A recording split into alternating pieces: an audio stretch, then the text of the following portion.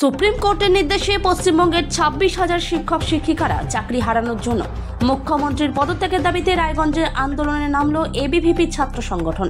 শুক্রবার এবিভিপির পক্ষ থেকে উত্তর দিনাজপুর জেলার শিক্ষা ভবন অভিযানের ডাক দেওয়া হয়।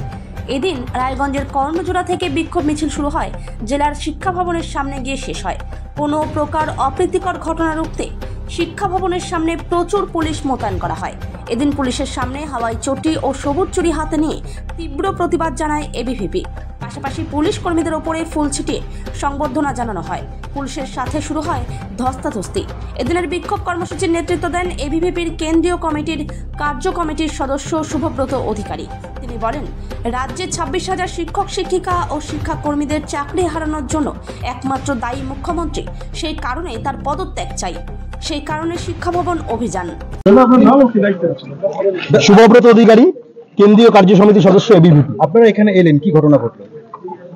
26,000 শিক্ষক তাদের চাকরি বাতিলের প্রতিবাদে এবং এই ঘটনায় সম্পূর্ণভাবে মুখ্যমন্ত্রীকে দায়ী করে আজকে এবিভিপি ডিআই অফিস অভিযান। উত্তর দিনাজপুর জেলার ডিআই অফিসে এবিভিপি শান্তিপূর্ণ আন্দোলনে পুলিশের বল প্রয়োগ, পুলিশ এবিভিপি কার্যকর্তাদের আক্রমণ করছে, আমাদেরকে বাধা দান করছে এবং গায়ের জোর প্রদর্শন করছে। এই গায়ের জোর পেশি প্রদর্শন কতদিন থাকে আমরাও দেখবো। পৃথিবীটা কিন্তু গোল। আজকে তুমি ভাবছো তোমার পেশির জোর দেখাচ্ছ, কালকে আমাদেরকে স্যালুট করতে হবে, এরকম দিনও আসবে। সেটা যেন মাথায় থাকে, কড়ায় গন্ডা হিসাব হবে। আমাদের একটাই দাবি, এই 26,000 চাকরি বাতিলের দায় নিয়ে মুখ্যমন্ত্রীকে পদত্যাগ করতে হবে। আজকে যারা বিএ পাস এমএ পাস করছে, যারা পড়াশোনা করছে, তাদের আগামী দিনে ভবিষ্যৎ কি, তাদেরকে চোখের জলে মুখ্যমন্ত্রী ভাসিয়ে দিচ্ছেন।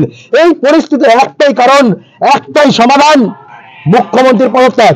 কারণে মুখ্যমন্ত্রী, সমাধান মুখ্যমন্ত্রীর পদত্যাগ। মুখ্যমন্ত্রীর পদত্যাগের দাবিতে আজকে ডিআইবিস অভিযান।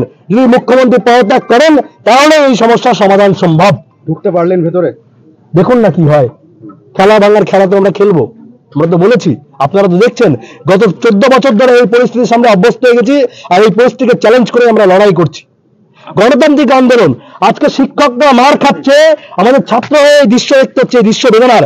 কসবায় শিক্ষকরা যারা 8 পাস সিভিক ভলান্টিয়ার, তারা আজকে এমএ পিএইচডি করা শিক্ষকের উপর লাঠি চালাচ্ছে, আর আমরা ছাত্র হয়ে দেখছি এই নিদারুণ কষ্ট, এই বেদনা। এটা আমরা রাখবো কোথায়, যাবো কোথায় বলুন? বাঙালি হিসেবে এই যারা পুলিশ আছেন, তাদের কি লজ্জা করছে না? আচ্ছা, শিক্ষকদের উপর লাঠি চালাচ্ছেন। মতভেদ থাকতে পারে, মতান্তর থাকতে পারে, বিরোধিতা থাকতে পারে, এই শিক্ষকদের উপর লাঠি চালানো এই সমাজের লজ্জা, এই বাঙালি জাতির লজ্জা।